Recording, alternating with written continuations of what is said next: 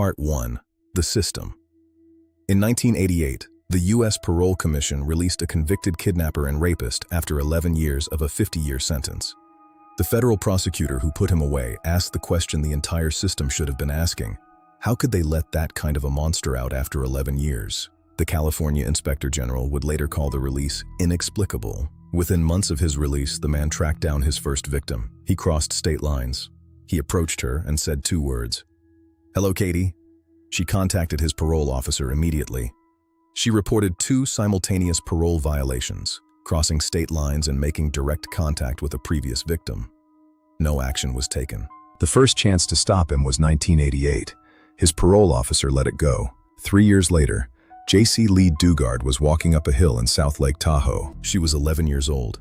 She was wearing her favorite all-pink outfit. She was on her way to catch the school bus. Her stepfather, Carl Probin, watched her walk up the hill the same way she walked every morning. A gray sedan slowed beside her. The driver fired a stun gun into her body. She collapsed. A woman in the back seat pulled her into the car. She was covered with a blanket. The car sped away. Probin heard her scream. He jumped on a bicycle and chased the car up the hill. He couldn't keep up. The car disappeared.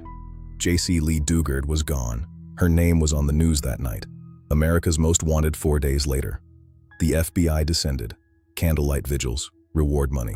A composite sketch broadcast nationally. No reliable leads were ever generated. For 18 years. Over the next 18 years, parole officers visited the man's home 60 times. She was in the backyard the entire time. The man's name was Philip Craig Garrido. His criminal history told the system exactly who he was, long before he took Jaycee. In 1972, he was arrested for drugging and raping a 14-year-old girl. Charges were dropped after the victim refused to testify. In 1976, he kidnapped 25-year-old Katie Calloway from a supermarket parking lot in South Lake Tahoe, the same town where Jaycee lived 15 years later. He handcuffed her. He drove her nearly 60 miles to a storage warehouse in Reno, Nevada. High on LSD, he raped her for approximately 8 hours. She was rescued when a police officer investigating a broken lock on the storage shed discovered her inside. Garrido was convicted in federal court. Kidnapping, 50 years. He was also convicted of rape in Nevada State Court. Life sentence. He served 11 years. The system released him. His first victim reported him within months. The system did nothing. 3 years later, he kidnapped Jaycee Dugard. Every year that followed was preventable. Every year was a choice somebody made, or refused to make. Part 2. The Backyard.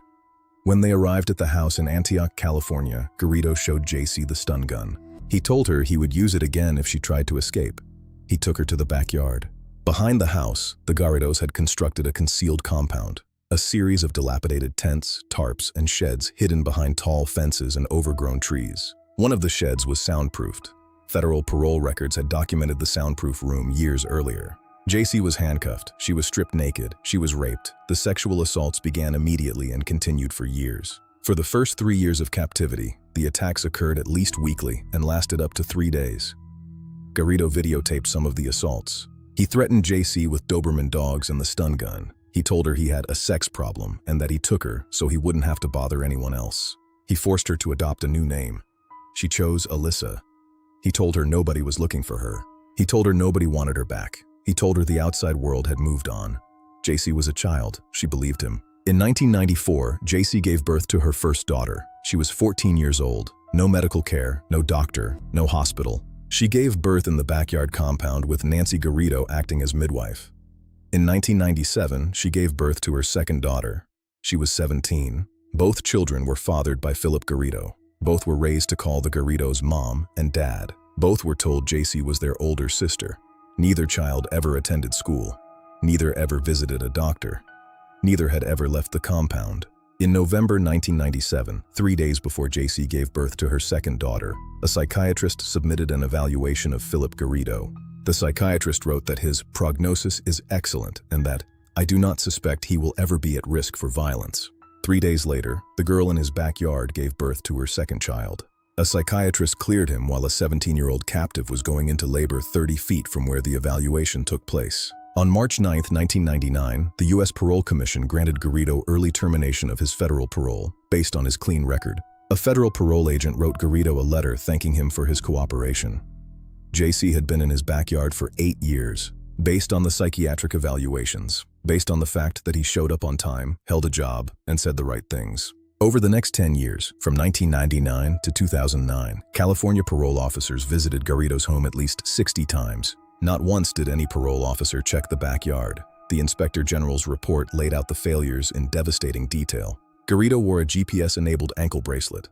Over the monitoring period, the device generated 335 alerts indicating the signal had been lost.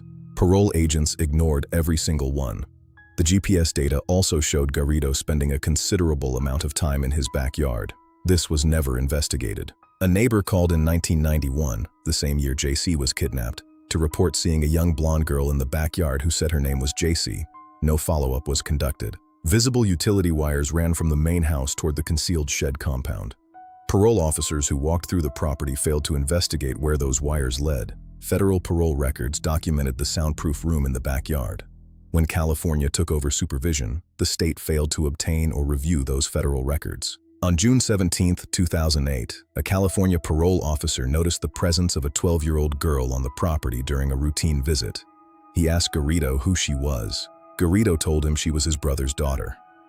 The parole officer did not verify this claim. Garrido's brother does not have a daughter. The Inspector General stated it plainly. If the parole agent had taken this basic investigative step, he would have determined that Garrido had been dishonest and could have investigated further. A 12-year-old girl, on the property of a convicted kidnapper and rapist. The officer asked one question. He accepted the first answer. He never checked. That was 2008. Jaycee had been in the backyard for 17 years. She would remain there for one more. The California Inspector General found that Garrido was only properly supervised 12 out of 123 months under California's watch, a failure rate of approximately 90%. Utility wires leading to a hidden compound, federal records documenting a soundproof room. Nobody looked in the backyard. Part 3. The phone call. On August 24, 2009, Philip Garrido walked into the UC Berkeley campus police office with two young girls. He wanted to hold a special religious event on campus. He was carrying flyers for something he called God's Desire. He told the staff member he was doing important work. The staff member was Lisa Campbell, manager of the Campus Police Special Events Unit, former Cook County Sheriff's Officer, former LAPD background investigator. She had spent years reading people. She read Garrido immediately. His behavior was erratic. The girls were sullen and submissive. They were pale, as if they hadn't been exposed to sunlight. Their answers to basic questions didn't add up. When Campbell asked what grades they were in, their responses were inconsistent. When she asked the 11-year-old about a bump near her eye, the girl answered instantly, "It's a birth defect." Campbell thought the response sounded rehearsed. Campbell asked Garrido to make an appointment for the following day. He agreed and left. Then she called Officer Allie Jacobs. Jacobs ran a background check on Philip Garrido. The results came back immediately. Registered sex offender. Federal parole for kidnapping and rape. Released after serving 11 years of a 50-year sentence. That was the moment. One background check. One officer. One set of results that told her everything she needed to know about the man who had just walked out of her office with two children. The next day, August 25th, Garrido returned with the girls. Jacobs attended the meeting. She watched the girls closely. She described them later as extremely pale with a kind of emotional flatness that did not feel like teenage shyness. She pressed Garrido. She asked the girls what they were doing with their daddy that day. Garrido interjected, "I'm socializing them, showing them how it's done." Jacobs asked, "How what is done?" There was not enough evidence to hold him or call Child Protective Services. Jacobs shook his hand. He left. But Jacobs didn't let it go. She called his parole officer. Edward Santos Jr. answered the phone. Jacobs told him about Garrido, about the two girls, about their behavior, about the background check. Santos was shocked. As far as his parole file indicated, Philip Garrido did not have daughters. The man the system had been supervising for over a decade, the man they visited 60 times, the man whose GPS they monitored, had two children living on his property that his parole officer didn't know existed. One phone call. That was what it took. Santos ordered Garrido to report to the parole office in Concord on August 26th. Garrido arrived with Nancy, the two girls, and a woman who introduced herself as Alyssa. She told the officers she was from Minnesota. She said she was hiding from an abusive husband. She said Garrido was a good man who had changed his ways. She was protecting her captor.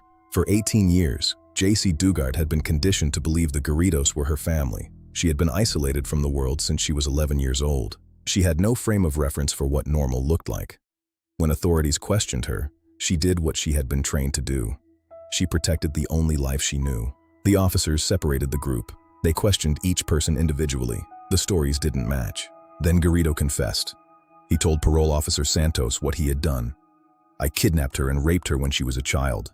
The woman who called herself Alyssa was identified as Jaycee Dugard.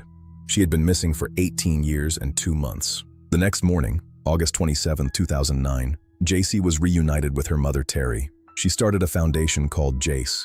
Just Ask Yourself to Care. She published 2 memoirs. She lives privately with her 2 daughters, both of whom attended college. Philip Garrido pleaded guilty. He was sentenced to 431 years to life in prison. Nancy Garrido pleaded guilty. She was sentenced to 36 years to life. California awarded Jaycee Dugard a $20 million settlement, an acknowledgement of catastrophic institutional failure. The parole officers who visited 60 times and never looked in the backyard were never meaningfully disciplined. The Inspector General published the report. The state paid the settlement. The system absorbed the embarrassment. Nobody lost their career over it. Nobody went to prison for it. The system failed for 18 years, and the consequence was a report and a check.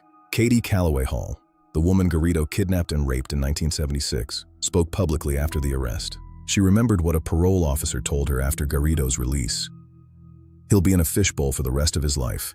He is going to be monitored daily, drug-tested daily, checked at his home. This man will be under a microscope for the rest of his life." She said, "I felt like there was nothing I could do except hope they did their job." They didn't. The first chance to stop him was 1988.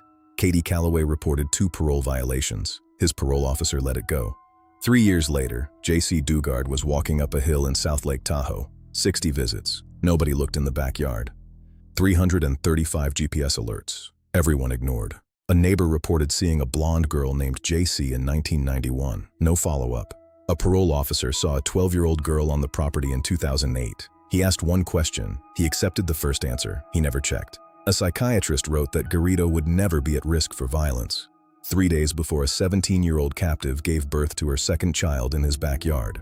A federal parole agent wrote him a letter thanking him for his cooperation while an 11-year-old girl lived in a soundproof shed behind his house. The system supervised him for over 20 years. It visited him. It monitored him. It evaluated him. It thanked him.